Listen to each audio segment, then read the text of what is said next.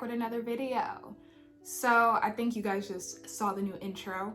I only changed it because I kept getting copyrighted by YouTube, so new intro. Hope you guys like it. So today's video is just gonna be about writing for once. It's gonna be about just how to write a story and giving you some pointers on what you really should be doing when you try to make a story. So yeah, that's the video for today. But before we get into it, just thank you to everybody who's been watching. You know, my usual spiel, I'm grateful. And yeah, let's just keep it going. And please make sure to follow my YouTube account, K Nicole YouTube, which if you didn't see it in the intro, it'll be linked down below too. That's where I post a lot of different content like Reels or IGTVs. And that's also where you'll probably get in contact with me. And that's where I also post a lot of reminders about videos, sneak peeks, and other things like that. So you don't want to miss out. So just make sure to give that a follow if you haven't already. And make sure to like, comment, and subscribe to my YouTube channel, just so you don't miss out on stuff. Oh, and I see y'all see a different background for once, which I actually kind of like it in here. So this might be a new place to film. The other places I usually film are dirty, and I didn't feel like cleaning it, so I just moved to a different area of my house. But honestly though, it's kind of fly. Let me know if you want me to keep filming in here until I go back to school, by the way. I go back to school in August, so at that point I'll be in my dorm room. But for right now, while I'm still at home, let me know if you want me to still film in here. It's actually kind of nice. I don't know why I didn't do it before. So yeah, anyways, let's get into the video, shall we? So how do you write a good story? That seems to be a common question with everyone, because everybody thinks that they can't be a writer. Anybody can really be a writer. I'm gonna be honest. Anybody can be a writer. Okay? I know that seems far-fetched, but as long as you know how to craft a decent story, you can be a writer. Now, will you be a great writer? I don't know. That kind of comes with practice. But anybody can be one. I didn't think I could be a writer until I started writing. But I had to learn a few rules about storytelling first before I did that. By the way, if I'm looking to the side, I'm looking at my computer, I have notes on here. So yeah, if I'm looking down or whatever, just bear with me. But anyways, the biggest thing that you need to think about when you write a story, for one, is a theme. What is a theme? A theme is an idea that recurs in a piece of literature. So for example, if you didn't see my previous video about my book Set Me Free, you should definitely check it out. I'll link it up above. But basically the main theme of that book is racism and learning to deal with racism and learning to deal with death. That is the core theme of it, which makes up the entire story, right? Okay. It's a lot, but I go into depth in that video. So anyways, but what you need, you don't always need a theme, but it really would be helpful if you had a theme. Or for another example, think of 1984 by George Orwell. That book is about the government and how it starts watching people and how technology can be used to completely change society. You know, and how, you know, having technology that watches you and the government watching you can then create a society where people are almost scared to do things, right? I don't know if you guys have ever read this book or if you ever read it in English class, but that's the main theme of the book. I think we all kind of deal with this now. You know, if you're into conspiracy theories, let me know, because I think the government's watching us, pretty sure. I'm gonna leave that there. But you don't always need one, but it is helpful if your story does have a central point that it focuses on and has a central point that the character can grow from. And you don't even need just one theme in your story. You can have multiple themes, you know? For me, I have multiple themes in mind and Set Me Free. And in my current project, which I actually will be making a video on this soon, that has several different themes for several different parts of the story. You know, for example, I have, you know, body images she's going through. That's a central theme. Relationships are a central theme. Dying family members are a central theme because it's a coming of age. So there's multiple themes throughout her life, just like there's multiple themes throughout our life that we have to go through and learn through. So You can have more than one, but it would be helpful if you had a theme in your story. So, you know, think about that when you're trying to figure out, like, what do I want my story to be about? Try to think of a central theme that you want to talk about. Now we have to get into plot. I think we all understand what plot is based off English class. You know, in case you didn't pay attention, there is a diagram for plot. I will link this somewhere over here so then you guys can see what I'm talking about. You know, the little triangle that goes like this and then up and then down and then like that. Yeah, that's the plot diagram. And what is a plot? A plot is a sequence of events that makes up a story. So you need the exposition, you need the rising action, you need the climax, you need the falling action, and you need the resolution. That is usually how a story goes. Now you can do this more than once in a story. You can chop and screw that diagram, but for the most part, that is the central idea for a plot. That is the foundation you kind of have to follow in order to have a decent plot. You need a plot in order to show the growth of a character, and without that, it's going to fall flat. I'm just going to be honest here. You need a plot in order to show the growth of your character, because at the end of the day, your character is the central theme of your story, but you also need a decent plot. And sometimes even you can have trash characters but still have a good plot that keeps people turning the page. So I feel like you need a healthy balance of both, because I feel like without good characters, without good plot, I mean, your story is just trash. I'm gonna be honest with you, you know? But sometimes people fake it by having a really good plot but really crappy characters, or vice versa. They have a really sad plot but really good characters. You know, we'll think I don't really want to use 50 Shades of Grey or even Twilight as an example because they're just horrible. But remember, the plot of it is great. Sort of. The plot is predictable, but it's one of those things that keeps people kind of turning the page. Keeps people addicted. Same with the Wattpad fandom. The Wattpad books are bad, you know, but it's the plot that keeps people turning, because it's one of those plots that you know is going to happen, but then it's so good that it's like addictive. So you just keep turning the page even though you hate the characters and you hate the plot and you hate all of that. But you're like, I know what's going to happen. This is so good. So I just keep going. You know what I mean? So even if the characters suck, sometimes your plot will make up for it. But do I recommend that? No. Try to have good characters and try to have a good plot.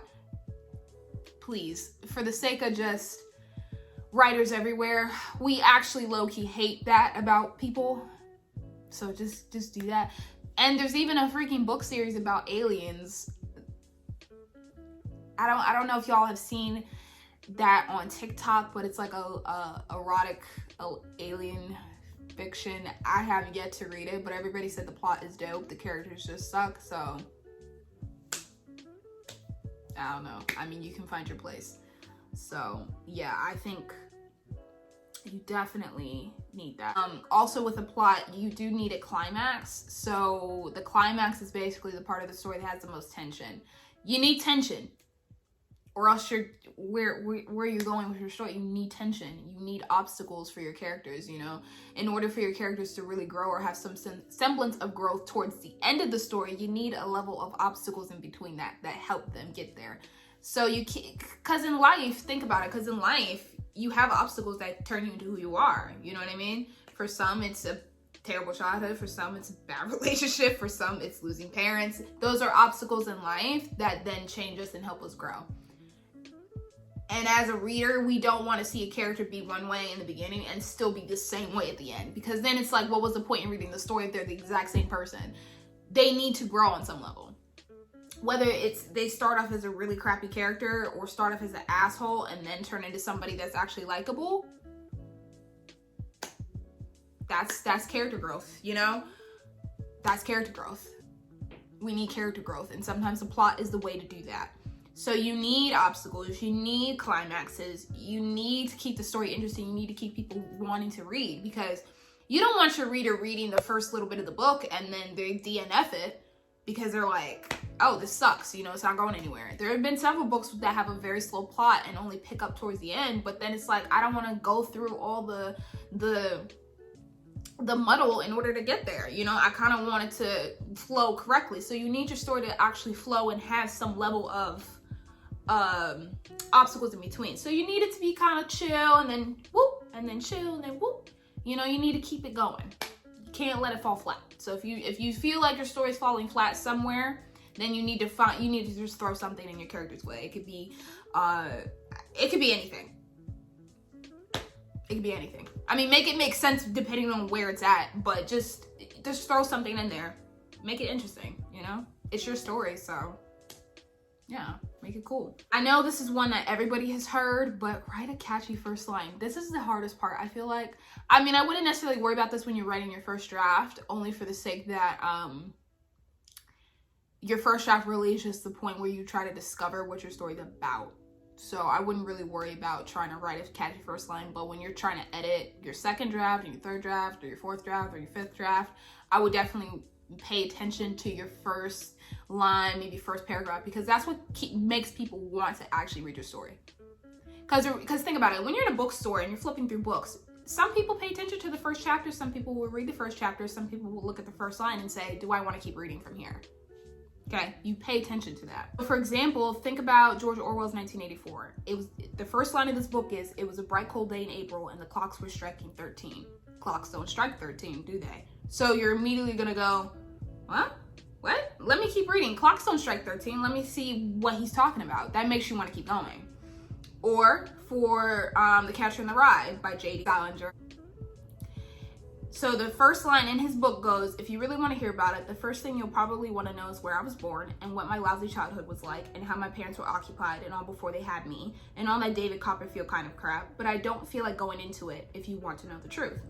Not only does this make you want to learn more about this fool because he doesn't want to really tell you anything, but you still want to learn more, it still kind of gives you an idea of who the character is. So you automatically know if you identify with him or not, right? You just know the voice of this person that is narrating the rest of the book. It's more of a longer one. Most people say it should be like a sentence, but in this case, it's pretty long. So you can kind of give or take depending on how, you know, your story is. But for Catch in the Rye, I know I love the book. I loved it. I thought it was a great book. It's actually one of my favorites. But I know some people hate it. I've known several people who said they hated it because they didn't like the character or didn't like how he voiced himself or didn't like the writing style, because it's more of a stream of consciousness type of writing. So some people said, I didn't like the writing style, or oh my god, I didn't like the character, or oh, he was annoying, or da da da da. You know, there's a bunch of different reasons why they didn't like the character, or maybe they felt that that character hit a little too close to home for them, so they didn't like it even more. But for me, I thought it was really good, and I think it's a good example on how to write a good character, or at least a somewhat in-depth character, how to really take that character and make it your own, and how to make them have their own type of dialogue, you know what I mean? And that's another point I'll get into later, because dialogue is very important. It's very important. So that's a point I'll get into later, but this is a good example of a first line, I guess, or really a first paragraph, to kind of give you an idea on how that makes you go, oh, okay, I want to keep reading. So yeah. Then another example is 124 was Spiteful, which is by Toni Morrison, Beloved. I don't know if you guys have ever read Beloved, but it's a very interesting story. I totally recommend it if you haven't. But that immediately makes you go, 124, what's 124? Why is 124 spiteful? That doesn't make any sense. Let me keep reading. Okay? So try to make it interesting. Try to make it go, ooh, I wanna see more of this. I wanna know more. You know? Because I know my first line in Set Me Free is either I don't like parties or I don't normally go to parties. It's one of the two. I don't remember off the top of my head, but it's that's the central line. So then it makes you go, okay, well, why does she not like parties? So then you keep reading, right? That's the whole point. Now, story structure. The question is, are you going to be writing your story in third person, first person, or second person? First person is basically when you use I pronouns, right? So you're using I, me, all of those pronouns, are using that. So it's, for example, it's like, oh, okay, I prayed today, or I went to the store, or I walked, or I did this. So that would be first person structure. That would be first person. Second person is where you use you, your, and your. Please tell me you guys know the difference between your and your. Please, because that is one thing that irks me. Okay? I hate that. Go back to English class if you don't. Your is like, no. At this point, you guys should know what that is. Please. But anyways, that's where you use that. It's not a commonly used one, especially for storytelling, because it's more of like a, kind of like a, you know how you have like fan fictions or something where it's like a reader insert? It's kind of like that. So, yeah. It's not really commonly used. You can. I mean, if you really want to, you can. But, I mean, it's not really the most commonly used. And then the most popular is third person. Third person has several substructures in between it. But, in general, it's just a they, them, he, she type of vibe. Right? So that would be third person. So it's like, okay, Eric went to the store, or Jamie picked up the ball, you know, or he went to do this, or she went to do that. You know, it's kind of more of like that type of structure. So you have to pick which one works for you. Personally, I like first person. I hate third person. I used to write in third person, but I feel like I can't really connect to the characters as much. So I prefer first person. First person is more of a intimate look into that one character. So they're not really, you don't really get to see the rest of the characters or understand the rest of the characters unless they directly say things to this character. So for example, unless somebody says something directly to me, I will not know what they're thinking. But I know what I'm thinking. So that would be first person. That is more of my style. So yeah.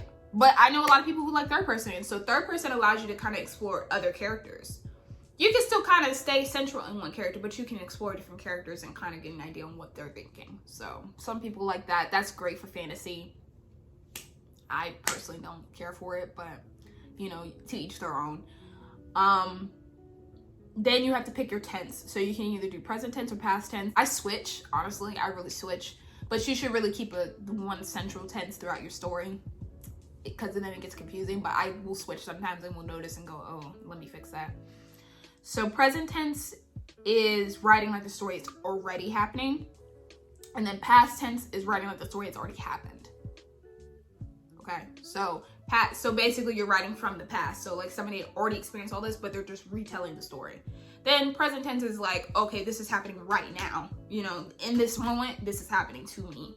So it's a bit of a difference. So make sure you pick which tense you want to use and then stick with that tense. So make that is kind of the story structure you should really follow with that. Now setting, pick a place that's familiar. Make your own place. Pick a place you've always wanted to go. It doesn't matter. Now, if you pick a place you've always wanted to go, make sure you do the research. That is so important, because you will have people who live in that area and then they're going to be like, well, that's not real, or that doesn't exist, or that's not how it is. So make sure you kind of research the place you want to do if it's not somewhere you've already been or somewhere you already live. Okay? For me, I try to pick places I've already been to. So for Set Me Free, I pick Virginia because I've been to Virginia. So I know exactly what it's like over there. And then for my current project, which we'll talk about later, I picked places I've already been to. Okay? Because you already know I'm a military brat, so I picked all the places I've already lived in. So I already know how it is. So nobody can say, oh, that's not real. Well, I've been there, so that's my experience. Like, that was how it was for me. So it was a lot easier to write because I already been there. Now, personally, I don't really like to write about places I haven't been because it's kind of hard for me to really do it justice. So I kind of try to avoid it if I can. But there's nothing wrong with doing that if that's something you enjoy. Okay? If you want to write about going to Barcelona and you've never been to Barcelona, well, enjoy yourself. You should write about Barcelona. Just make sure you do the research about it before you do it. Now, the most important thing about this is characters. Please do not make a one-dimensional character. Please. Or don't make a character that is so stereotypical. I hate that so much. Like, for example, let's talk about Twilight or 50 Shades of Grey. Those books have terrible characters. They're so bland and so stereotypical that it's disgusting. But people still fuck with it. I don't know why. But it's disgusting. Just do not do it. Please. Don't make Mary Sue's, which Mary Sue's are basic, or whatever. Mary Sue's are basically characters that are so perfect that they have zero flaws. That doesn't make sense. We are people. People have flaws, people have imperfections. So that doesn't even make sense for people to not have flaws. You need to make your character have flaws. You need to make your character be imperfect. That's just life. Nobody is perfect. Perfection is a construct. It does not exist. So you can't do that with your characters, because then you're just going to make people hate them. Okay? And please try to make your characters have some level of dimension. Give them good backstories. It doesn't always have to be tragic backstories.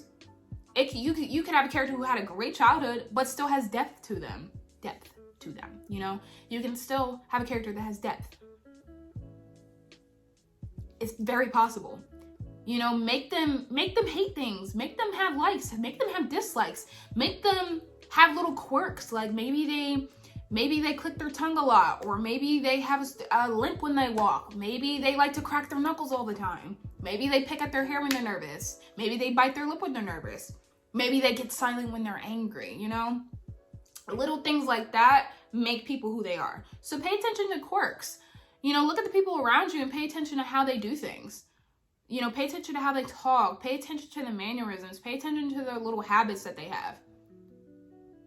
You know, your character can be a neat freak. They can be messy. They can be right in the middle. Some people are super anal. Some people aren't. Some people are super stoic. Some people are super anxious.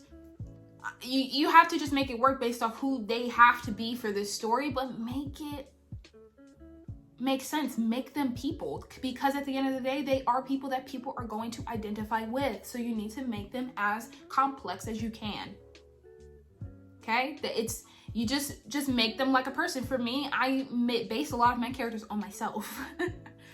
Some writers do that. For me, a lot of my characters are basically essences of me. Lauren Set Me Free is literally me. My character in my new book is literally me. Like, she is me. So try to make them as complex as possible and make them have dreams, make them have aspirations, make them have goals, you know, make them have interests and hobbies and all of the above, because again, they are people. So do them justice. Please don't make really trashy characters. Also, another thing that you please dear God, if you use Wattpad as your inspiration for how to write characters, you need to go get some help. No, Wattpad is the worst place to learn how to write characters, unless they're just really gifted writers. But that is the worst place to do it. You want to know why? Because they are the type of people that will describe every little detail about the character when they're just getting out of bed or looking in the mirror. That is a common trope. Do not do that. You don't have to sit here and describe every detail about your character in the first page or the first chapter. You don't have to say, oh, my character has brown hair and green eyes and long eyelashes and she's curvy, and you don't have to describe all of that in one sitting. Okay, you can let that slowly unfold throughout the story. You can say, well, you know, I have long hair or something. Like, you can let it unfold. Okay, you don't have to immediately jump straight to physical attributes right in the beginning of the story. It can just slowly unfold as time progresses. You know what I mean? Or you can, for example, say, you know, my mom has long brown hair and I have the same type of hair. Like, that's a way of saying, like, without having to say it, but saying it, you know, for example. Or me and my mom have the same eyes. Her eyes are green and I have the same color eyes. You know, something close like that. But it doesn't have to be immediately in the beginning. So that's something to, if you do that, that's something you should probably work on. We don't want info dump right in the middle, right in the beginning of the story. We don't want an info dump. So just be cautious of that, you know? And even better, if you can, let your character's personality shine through before you do the physical attributes. Because at the end of the day, all we care about is who they are. Not what they look like, but we care about what they look like because we have to imagine it, but we really, if anything, care about who they are. So if you can, let their personality shine through. Let it shine through with the way they think. Let it shine through with the way they speak to other people. Let that be who they are, not what they look like. Because we don't care what they look like. We care about who they are. So Another thing that everybody tells you not to do is show, don't tell. Basically what that means is don't tell people what someone's doing. Just show what they're doing. Like, for example, don't say she told him to go away. No, say go away. You can do that in dialogue. You can do that with mannerisms. You can show that based off how she's like, get away from me, like pushing him away. Or it's like, you know, like telling him to get out the door or get out with her hands, or pushing him and screaming at him. That's a good way to say, get the fuck out of my house. You know what I mean? That's a great way to say that. Or you could say, she doesn't want, don't say she doesn't want to be here, just, or I don't want to be, you could say I don't want to be here if it's first person, because I guess it makes sense. But if it's like third person or something, just say, don't say she doesn't want to be here. Show why she doesn't want to be here. You know, show her being apprehensive in the crowd. Make her look towards the door. Make her inch closer to the door. You can still even do this with first person too. You can say, I'm inching closer to the door. Or I'm so uncomfortable. Well, why are you uncomfortable? I want to leave, right? You need to show why that person wants to leave, not tell the readers why they want to leave. Does that make sense? Because you don't want to just keep telling the readers what they're feeling or how they're doing or what they're doing. You know, that's boring. You got to give it some level of cue. Make them like people, because people don't directly say what they don't want sometimes. Sometimes people directly don't say that. Sometimes you have to pay attention to their body language. Okay? Yeah, you just got to pay attention. And like I said before, use dialogue to your advantage. Please do. You know, dialogue can really be helpful, but you have to write good dialogue, because then that's where it gets sketchy. Because if you write crappy dialogue, then it's not really going to help you, which I'll get into in a minute. But outside of that, for your writing style, in this realm of showing and not telling, you don't really need a flowery writing style, okay? We don't have to be like Toni Morrison, who, by the way, beautiful writing. We don't have to be like Shakespeare or whoever, you know? Your writing style does not have to be flowery. It does not have to be purple prose, okay? Because purple prose is basically flowery language. It doesn't have to be that way. Your writing can be very simple as long as it gets the point across. You know, honestly, some books have the most basic writing, but still are great. So you don't need a great writing style in order to really succeed in writing a book or a short story. You don't need that. You don't need flowery language in order to really get a story across. You really don't. Sometimes even having flowery language can really distract from your book. Actually, having too much of a flowery language can distract from the story itself or even the characters. And sometimes it boggles the story down so much that people don't even know what's going on.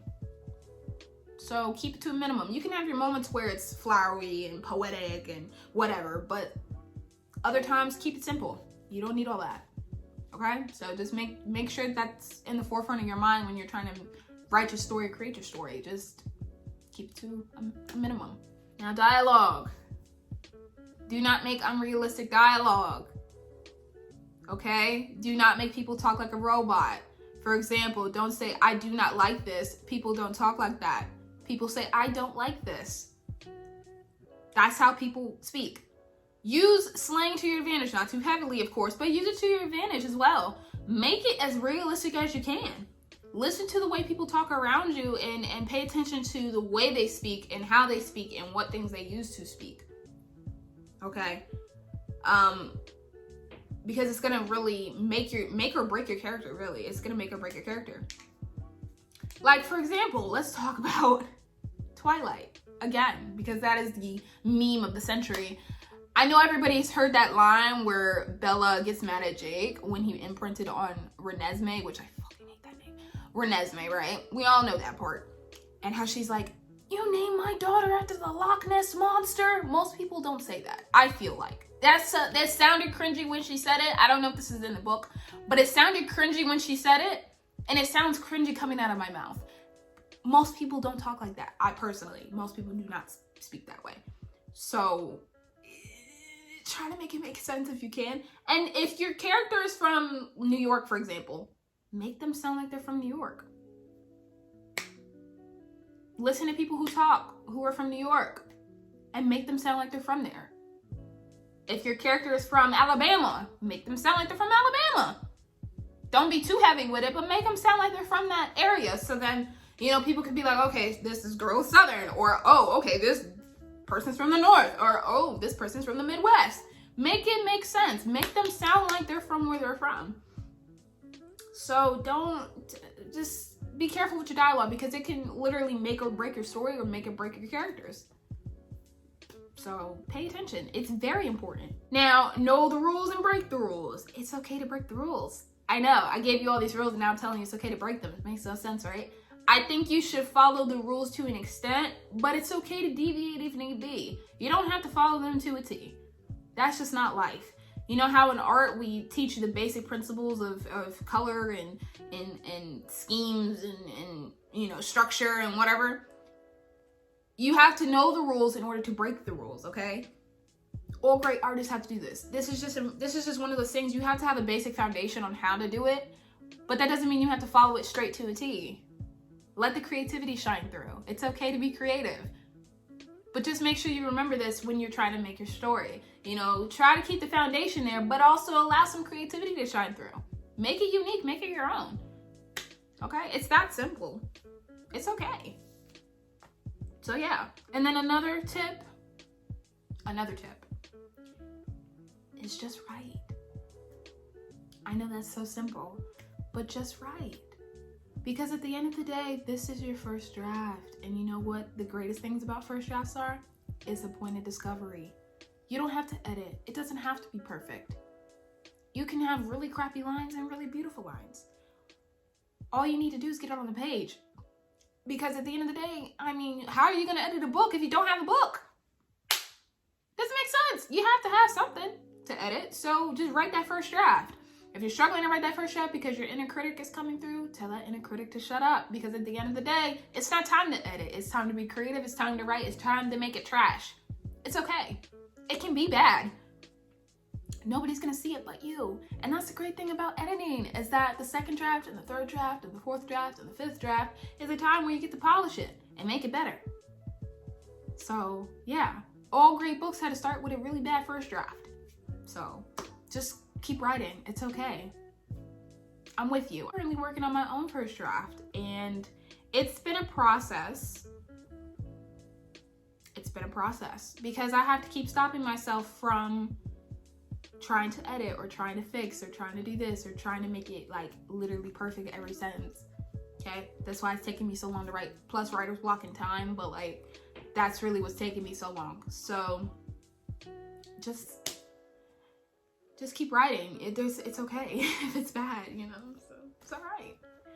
And then the last thing is, when you're ready to share, I recommend sharing when it's like the third draft, maybe second or third, because by that point you would have, you know, fixed all the structural errors and, you know, you just started fine tuning. Let somebody close to you read it. Let a family member read it. Let somebody you trust, who you know is going to give you an accurate opinion, read your book. So then they can give you tips, or your story. So they can give you tips on what you need to improve on. Sometimes you need a second pair of eyes, because you're going to start missing things because you've been around your story for so long. So sometimes you need somebody else who's never read your story to be a fresh set of eyes for you. And that's fine. If you have somebody you can turn to, then you give them your book and let them read it. Me, on the other hand, I actually don't do this because I don't really have a lot of people who can just read it for me, or the people who I want to read it don't have the time. So I don't really have that luxury, which sucks. Hopefully this can change later on when I finish this. Hopefully this will change.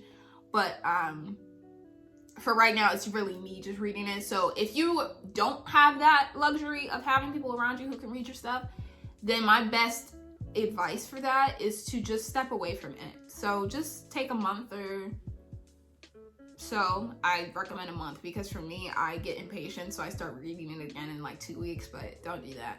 Give it like a month, maybe a month and a half or something. That's like the shortest I would give you. And then if you want to stretch that out to like 6, then that's on you. But I can't wait that long. So give it about a month before you really go back and reread it. So then by that point, you would have low-key forgot about the story. So then you can go back and really see it with a better set of eyes. That is my best advice if you don't have anybody who can read it for you. So yeah, that is all, everybody. So that's kind of some tips if you're trying to write your first story or your first novel. I know it seems a little like, oh, everybody said this before though, but it's true. I mean, that's really the truth. That's how you have to learn how to write stories, is to learn the foundations of it and make it your own. So yeah, that's really about it. I plan on doing more of these kind of chat videos. I want to go more in depth about all of these, like dialogue and plot and characters and how to make good characters. This is just kind of an overview of everything, but I will make more in-depth videos in the future about them, just about these things only. Okay, so then you have more of an in-depth concept of, okay, this is what you mean. Oh, okay, this is what you, all right, I understand now, you know? So this will be in the future videos, but for right now, this is just kind of an overview to just get an idea on what you should do or what you should think about doing when you're trying to make your own story. Okay, because we all have to start somewhere. Trust me, I had to learn this too. And I'm still not perfect at it, but yeah, we all got to start somewhere. So, yeah, thank you guys for watching and listening to me talk. Appreciate y'all. Make sure to please like, comment, and subscribe to my channel. Let me know what you think. And can't wait to see y'all next week. Peace out, guys.